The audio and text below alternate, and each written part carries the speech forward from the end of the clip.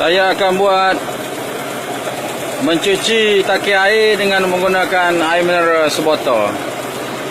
Ya, kita akan tengok air mineral yang clear dan jernih ini akan bertukar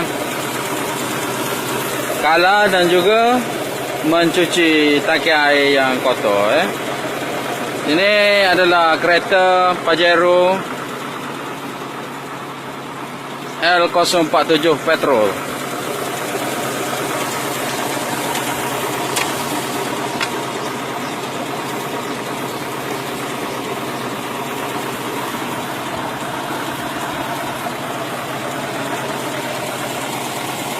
Ya, anda boleh tengok air kotor masuk ke dalam botol air mineral dan air yang jernih masuk ke dalam tangki air.